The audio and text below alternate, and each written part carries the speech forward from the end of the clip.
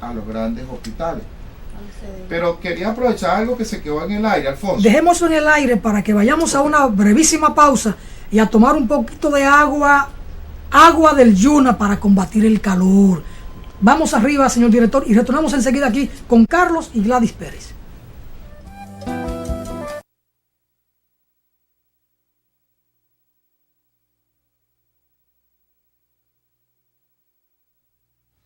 Cuando usted vaya a comprar o vender una casa, un apartamento o un solar, piense en Felga S.A., una compañía de bienes raíces con criterio muy profesional.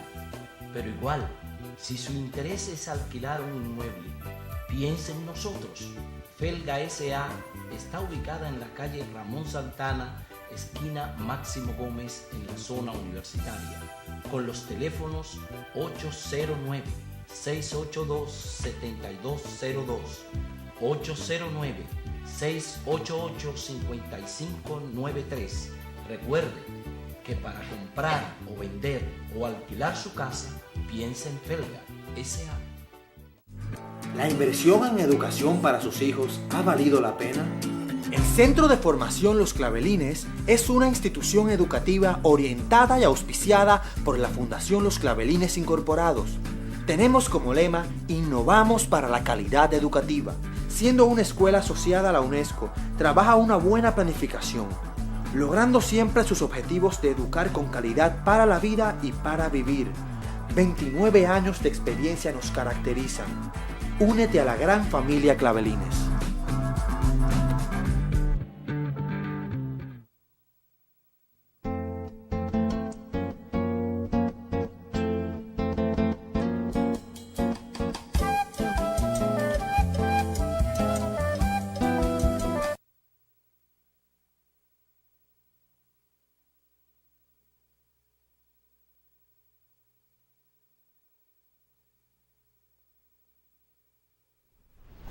Seguimos en este compromiso con la patria, voz para el cambio, la necesidad de apuntalar un cambio en la República Dominicana, porque como decía Juan Pablo Duarte, una nación digna de mejor suerte es posible, y yo le agrego, es necesario. Aquí hay que transformar esto, definitivamente, y hay que transformarlo a partir del pensamiento del padre de la patria. No es posible seguir bajo la dominación del imperio. No importa el color, no importa la nación. Tenemos que ser libres y soberanos de cualquier potencia extranjera. Para poder ser parte del concierto de las naciones libres de América Latina, para poder integrarnos en América Latina a los demás pueblos, primero tenemos que ser libres, soberanos e independientes. Porque esto requiere la autodeterminación del pueblo. Y para esto hay que ir al pensamiento del prócer mayor de Juan Pablo Duarte. Conversando aquí con Gladys Pérez y con Carlos Pérez de Venezuela, la cultura, la educación.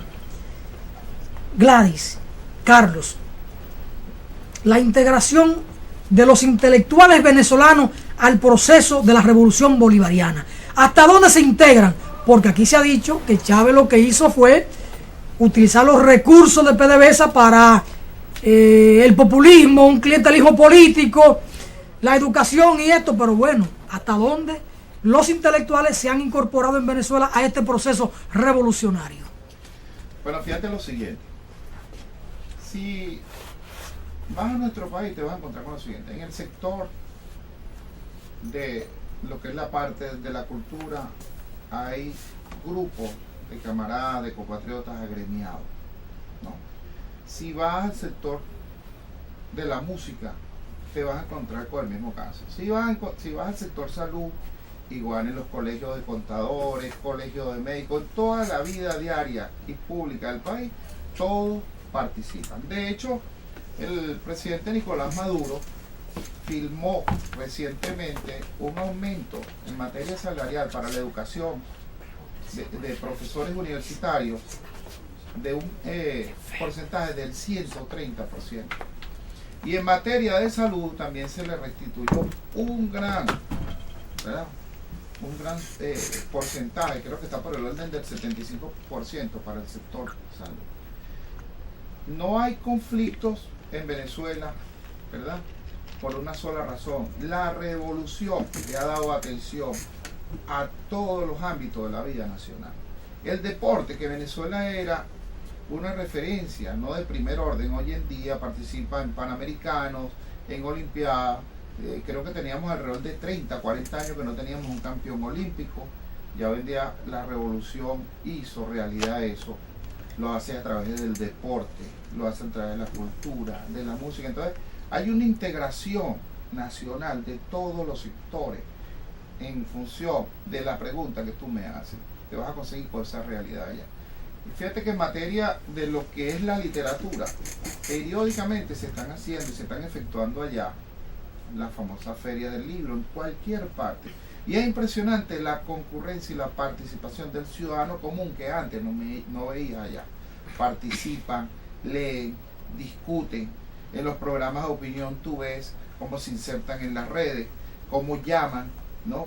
En función de la derecha esta fascista que tenemos allá, cuando ellos hacen llamado a participación para combatir y hacernos la vida imposible en las calles, el proceso revolucionario inmediatamente actúa, ¿no? Nos insertamos. Entonces hay una dinámica, ¿no? Muy, pero muy maravillosa durante todos estos 14 años y los años que han de venir. Gladys, me dijeron que usted es economista y por aquí se conoce la información de que en Venezuela hay problemas económicos, de que hay desabastecimiento de alimentos y de algunos productos básicos esenciales, y uno entiende por aquí que Venezuela es un país rico con el petróleo y la revolución siempre está para favorecer a las grandes mayorías. ¿Cuál es la situación hoy de la economía en Venezuela? Porque uno supone que allí la cosa debe estar bien con el petróleo, con los cuartos, que no hay corrupción y entonces la economía tiene que funcionar a favor de la grande mayoría. ¿Cuál es la situación? Claro.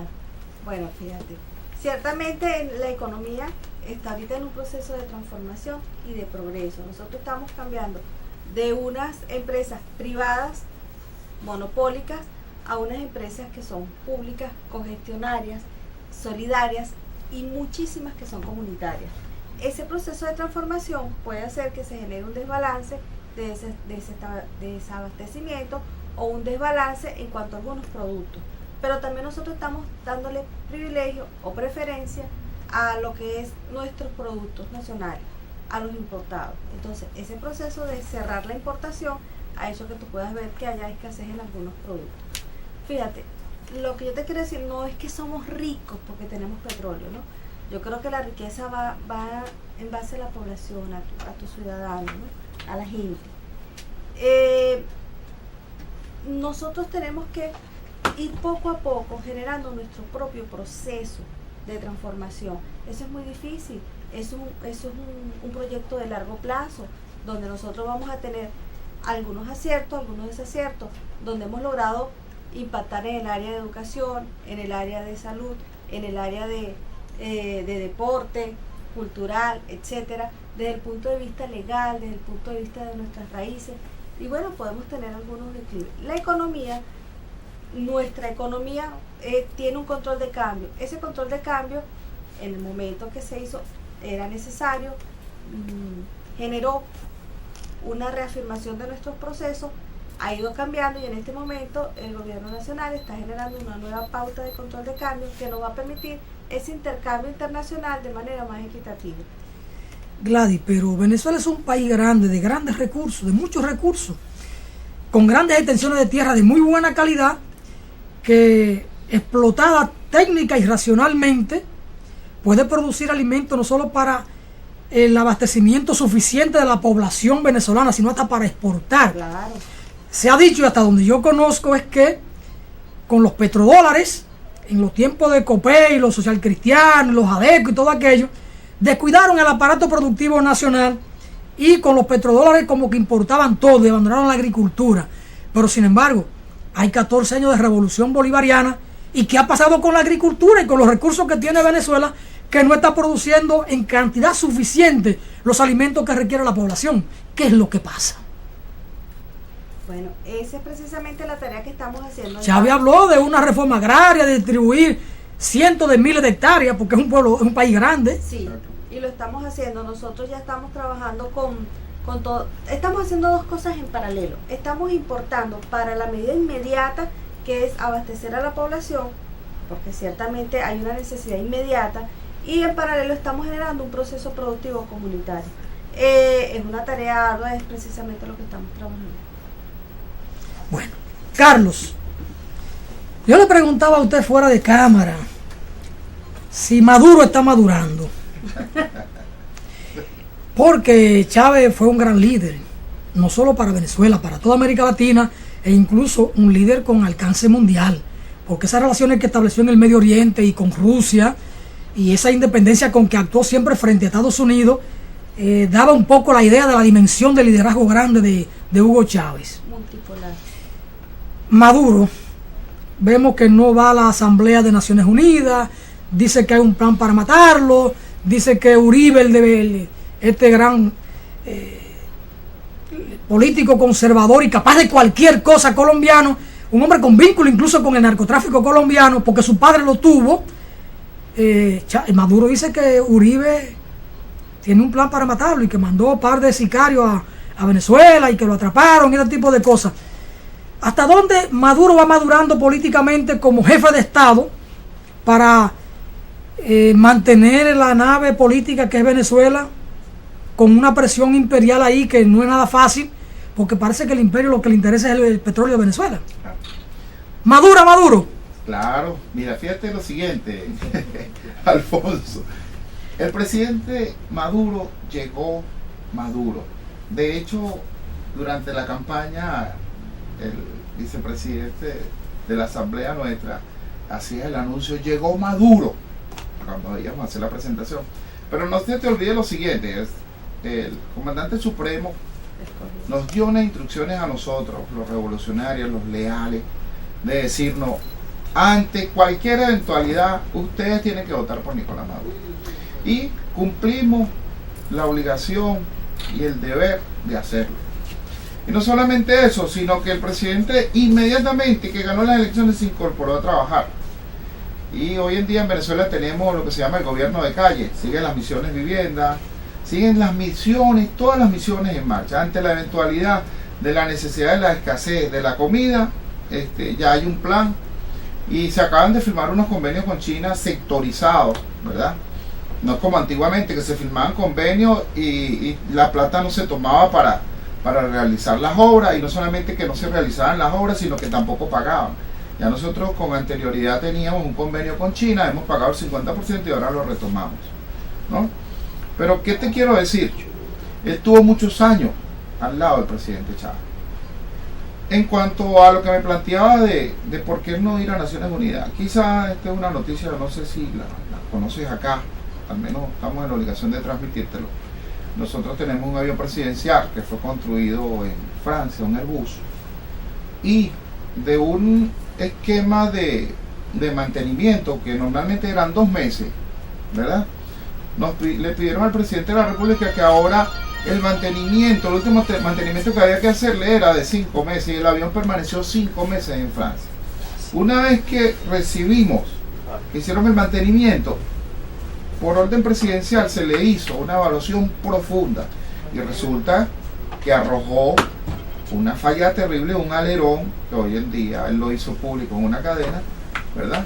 Se van a tomar acción inclusive desde el punto de vista legal, eso es muy grave. Y el mismo presidente Santos, ¿verdad?, manifestó en unas declaraciones que sí, que habían elementos, ¿verdad?, en la que el presidente Uribe y su grupo de secuaces, porque no tiene otro nombre, estaba en actividades un poco extrañas. O sea, eso no ha sido un papel o un montaje para decir que el presidente se está escudando de esa forma. No, hay una realidad, por eso te transmito lo del avión y te transmito las declaraciones que dio el presidente Santos. Entonces tenemos que ser muy cuidadosos. ¿Por qué? Porque José Vicente Rangel, una de las personas que queremos mucho los venezolanos y que en su programa dominical siempre les transmite información, ha estado en las últimas 3 semanas, ¿verdad?, dando unos números donde en lo que es el tema de la gestión del presidente Maduro, dan unos números muy alentadores y elevados, y por supuesto se le tiene que estar preocupando a la derecha. le preocupa a la derecha. Venezuela parece un país dividido entre la derecha y el proyecto bolivariano. En este proceso, con Maduro a la cabeza, ¿se fortalecerá el proyecto bolivariano o tiende a debilitarse o a mantenerse? ¿Cuáles son las perspectivas? No, las perspectivas, te voy a hacer una cita referencial. Mira, que el presidente, cuando ganó las elecciones en octubre, yo soy de los humildes ciudadanos venezolanos que mantienen que por primera vez masivamente mucha gente de clase media votó por nosotros. ¿Por qué? Porque fíjate, el plástico, lo que nosotros llamamos el plástico, que son las tarjetas de crédito que se utilizan mucho allá, estaban en un orden del 70 y el 80% antes de la revolución. Hoy en día pagan un 28%. ¿Qué hicieron algunos constructores? No todos, hay una salvedad, ¿verdad? Estafaron a muchos sectores de la clase media, se fueron con el dinero y lo dejaron envuelto con sus problemas de la vivienda. Y a otros le cobraban intereses sobre intereses y aplicaban una medida que es económica. Gladys les puede hablar de más que todo de eso, de una situación financiera donde le pechaban al ciudadano común. Entonces, esto obligó a que se crearan políticas en protección de esa situación. El Tribunal Supremo de Justicia sentenció que no podían cobrar intereses sobre intereses. Eso benefició a la clase media. Los vehículos que han sido importados a Venezuela a través del gobierno nacional también ha beneficiado a la clase media. Y eso sigue en marcha. Ahorita se firmó el convenio con las empresas chinas para traer vehículos a Venezuela. Entonces hay una política también en materia de vivienda que va a beneficiar a la clase media, quienes han sido la gran mayoría de venezolanos que no comprendían, quizás muchos tampoco comprenden hasta ahora, pero gran parte de ellos ha entendido que hay políticas diseñadas para beneficiarlas. Entonces, desde ese punto de vista, yo te puedo decir, Alfonso, que vamos por buen camino, porque se van a seguir entregando viviendas para la clase media y creando políticas para la clase media, ¿verdad? Inclusive vienen políticas cambiarias, que es la que hablaba Gladys, y yo pienso que eso va a traer resultados muy positivos, aparte de a los que ya hemos obtenido, y eso va a traer un mejor bienestar para todos los venezolanos. Gladys, nosotros aquí conocimos en los años 70 y 80 del siglo pasado el grupo músico vocal Los Guaraguaos de Venezuela, que hizo una gran labor en el orden artístico, social, revolucionario, de educación política a través del canto, porque el canto y la poesía es un instrumento de agitación política, de creación de conciencia. El arte no es solo arte pura y simplemente, el arte también puede ser un instrumento de trabajo organizativo, de trabajo social, de despertar la conciencia de los pueblos. Y en aquellas canciones se hablaba de los cerros de Caracas, como cerro donde la miseria, en términos material, donde las precariedades materiales, existenciales, eran terribles. La revolución bolivariana, ¿hasta dónde ha humanizado la vida, si vale el término, en los cerros de Caracas? Muchísimo. Fíjate, cuando el comandante toma la presidencia, lo primero que dice es que él va a gobernar con y por y para el pueblo. Y eso fue lo que hizo. Y realmente lo ha hecho. Nosotros hemos llegado a esa población que ha sido sumamente excluida y, como tú muy bien lo dijiste, desabastecida y con muchísimas carencias, a través de algunos incentivos desde el punto de vista económico, ¿no? Tenemos, por ejemplo, las pensiones. Nosotros masificamos las pensiones. Eso hizo que nuestros adultos mayores pudieran tener acceso a sus medicinas, a su alimentación. Tenemos también para las madres del barrio, tenemos para la población la Negra Hipólita, que es para la población de las personas que son indigentes, que están en la calle. Nosotros les damos refugio, le damos educación, alimentación y todo lo que tiene que ver con la parte de salud. Y así sucesivamente hemos tocado aquellas partes que han sido más sensibles. Pero por otro lado, nosotros creamos una red de distribución, de producción y distribución de alimentos, que es Mercal, que nos permite llegar a muchísimos barrios con comida a precios populares. Nosotros trabajamos con la cesta básica alimentaria y llegamos a esas poblaciones y generamos un proceso de distribución a precios muchísimo más económicos que lo que sería la cadena comercial tradicional, la capitalista, que genera, pues, por supuesto, márgenes de ganancias adicionales. Es un conjunto de acciones, no es algo en particular, es la sumatoria de todo, es la sumatoria del nivel de ingreso, es la sumatoria de la incorporación en la cultura, la incorporación en la educación, como te estuve diciendo, con este plan educativo de largo plazo, la incorporación de la salud a través de Barrio Adentro, donde nosotros logramos impulsar a esta población. Obvio, no solamente eso, desde el punto de vista de la participación protagónica, es un pueblo que es oído, ¿ok? De manera precisa, Gladys, salario mínimo en dólares en Venezuela, ¿cómo está? Un policía, ¿cuánto gana en dólares? El salario mínimo es De un policía. 2.507,10 bolívares. Lo llevas a dólar aquí, que sería Tienes que calcular un dólar de 6.30. de 6.30. Ah, ok. Entonces, ¿De qué estamos hablando? ¿400 dólares, 500 dólares? Sí. ¿Un médico qué gana? sí. Salario como servidor médico del Estado. Es que ellos tienen varios matices, ¿no? Dame un matiz cualquiera. El básico estaba hace poco tiempo en 2.800 Para un médico. Son y ahora subió 600 a dólares. 75% más. Se ¿Ok? acaba de producir un aumento del 75% Sí. al todo el sector. Es decir, que un médico puede llegar a $1.000 en salario, Sí. más o menos, promedio. Sí. Sí, Hay que hacer la conversión. Hay que hacer la conversión, pero Lo que es en dólares. ciertamente todavía existen muchas desigualdades. Tampoco es válido decir que todo es perfecto, que todo es maravilloso, porque eso no es así. Ciertamente tenemos que trabajar en eso, no solamente en nuestro país, sino en Latinoamérica. Todo lo que es el sector médico, el sector educación, el sector policial, es muy mal pagado. Inclusive Los maestros, los maestros acaban de tener ahorita un aumento importante. ¿Cómo valora el Estado y la Revolución Bolivariana al maestro? Es lo que estamos haciendo ahorita. Estamos no solamente revalorizándolo desde el punto de vista salarial, sino también desde el punto de vista de reivindicaciones con los beneficios. Del Producto Interno Bruto, ¿qué porcentaje está dedicado a la educación? Oye, mira, Entre 15 y 20%. sí, un 15. Entre el 15 y el 20. Sí. Nada fijo, entre el 15 y el 20. No, No, debe estar por nada ahí. de O sea, no nada te de trajimos números, ¿no? Pero Ya. esa es la. Carlos, hablábamos de Maduro, si estaba Maduro, sin embargo, el liderazgo de Chávez era muy fuerte. Claro, Y- es otra cosa. Y lo del ALBA tenía una gran fuerza, sin embargo, uno siente hoy en día como que no es tan fuerte, como que no se siente la política de integración en América Latina con lo del ALBA, como, no es que ha desaparecido, pero como que ha tendido a debilitarse o no tiene la fuerza de la presencia que tenía antes.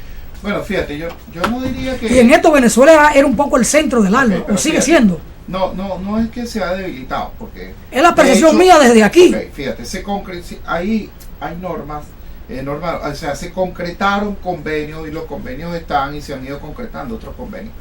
Lo que quizás se nota y es evidente es que, bueno, el liderazgo venía y el impulso venía del comandante supremo, ya no está. De hecho, fíjate, nosotros como venezolanos estamos sumamente todavía afectados. O sea, para nosotros no ha sido fácil eso, ¿no? De todo eso lo que más funciona es Telesur. Es lo que ha quedado. El Banco del Sur, ¿qué pasó? Funciona. El Banco del Sur, el ALBA, todos aquellos convenios que fueron firmados a través de las instituciones, inclusive UNASUR, todo eso funciona, ¿no? Y creo que inclusive yo escuchaba que en materia de lo que era UNASUR, lo que era la parte de seguridad, ¿no?, de los países del sur se iba a ampliar, se iban a tomar decisiones, se iban a crear esquemas jurídicos, perdón. Recuérdate que todas estas instituciones nacen, ¿verdad? Y entonces tú le tienes que ir dando forma legal, consistencia, porque ahí lo ves, que lo que es la ONU, la OEA, ¿no?, en que se convierten en el tiempo. Entonces, de esa misma manera, en lo jurídico, en lo legal, a las instituciones tienes que darle forma. Pero Entonces, Chávez impulsó la CELAC, ¿en qué está esto? claro, en todas esas áreas está la presencia de él. Fíjate tú que inclusive el gasducto con Colombia lo impulsó Chávez, ¿no?, a través de la Guajira, ¿ok? Los convenios que hay muchos convenios que a veces ni se conocen, pero que existen. El intercambio en materia alimentaria, en materia educativa, con Ecuador, con Bolivia existen, las asesorías que hacen los venezolanos en el área del campo militar, los intercambios, todo eso se está haciendo y se mantiene. Y seguramente se va a seguir ampliando. Pero triste es cuando ocurren las cosas y se paralizan, en ningún momento se han paralizado, todas están en el escenario. Fíjate ahora, pongamos un ejemplo muy sencillo, lo que le hicieron al presidente Evo Morales, lo que pretendieron hacer con nuestro presidente Maduro, ¿no? Hubo una reacción inmediata, una reacción de carácter de emergencia. O sea, ahí tú ves la gran unión que hay en el continente. Bueno, muy bien, hemos conversado aquí con Gladys Pérez y con Carlos Pérez de Venezuela, una conversación interesante, ahí bastante coloquial, muy interesante. Ojalá que puedan volver por el país y que podamos seguir conversando, y si vienen otros amigos de Venezuela que también puedan pasar por aquí e intercambiar. Gladys, un mensaje final para el pueblo dominicano. Yo quería decir algo bien Ah, bueno, perfecto, tiene la palabra. Sí, tu programa dice la voz para el cambio. Voz para el cambio. Para nosotros trinchera es la letra para el cambio. Qué bueno. Carlos, ¿algún mensaje final para el pueblo dominicano? Primero, darte las gracias, darle gracias al pueblo dominicano y manifestarle lo siguiente: cada ciudadano de cada nación tiene un valor inmenso que se pierde en la inmensidad, en la unión, en la fuerza, en el amor a la patria y en hacer las cosas es que los países se hacen grandes. Así que el llamado de este humilde ciudadano venezolano y de la patria de Bolívar es que batallemos, nos unamos y hagamos una gran nación. Bueno, yo espero que en la próxima Serie del Caribe a la final lleguemos Venezuela y República Dominicana, y por supuesto que Dominicana le dé una buena pela a Venezuela. Gracias por estar aquí en Voz para el Cambio, muy amable, y gracias a Narciso Isaconde por facilitarnos el contacto para esta conversación de solidaridad, de intercambio, de hermandad con dos hermanos venezolanos. Para ustedes, amigos y amigas, muchas bendiciones, y recuerden que aquí los cambios posibles son a partir del pensamiento y el ejemplo del padre de la patria, de Juan Pablo Duarte. Muchas bendiciones.